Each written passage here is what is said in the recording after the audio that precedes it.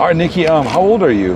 I am 37 years old. Who were you raised by? My grandmother raised me. Okay. She was the best woman that anybody would ever want to know. She was a teacher, educator. Yeah. You know, she's a Christian, very religious woman, and she adopted my mother. My mother was not a good parent, but my grandmother was there for me. What happened with your parents?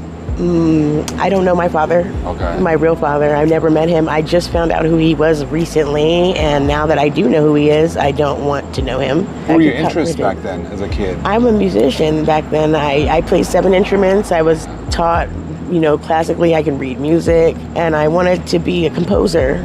Wow. Yeah. And do you still have some of those interests now? When my grandmother passed away, I stopped playing music altogether. Oh, okay. I never really picked it back up, and I was very good, a violinist. I played piano from the age of 2, and I just stopped, It's funny how things work like that sometimes, Who was your role model besides your grandma back then?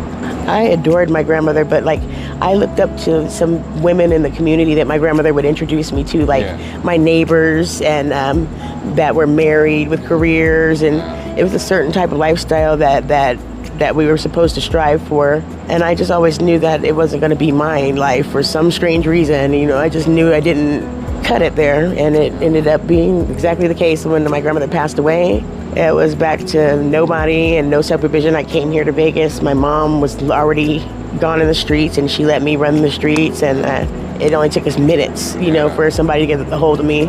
I was 13 years old. The man that was my pimp would take me and drop me off, and in Vegas, pick me up, but I never touched the money myself. I just got things like clothes and food. Here in Vegas? Yeah, here in Vegas. So you moved here? I moved here when my grandmother passed away from cancer. I had no choice. My mom's my legal guardian, and she lived here. Oh, okay. She out on Fremont Street, and she was just out. Oh, not a good area, huh? No. Or how did you get introduced to the pimp? Well, my mom sold me to her drug dealer at one point, and I decided I didn't want to go home anymore. So I went to the bus station, and this guy was there, and now that I look back on it, he was a predator. He was there looking for girls like me, and he kind of saw my problems, and he fixed the problems I had, like if I wanted to eat, or I was hungry, or I didn't have anywhere to go, or anything like that. And that's how he got his hands on me. It only took a minute. He introduced me to crystal meth.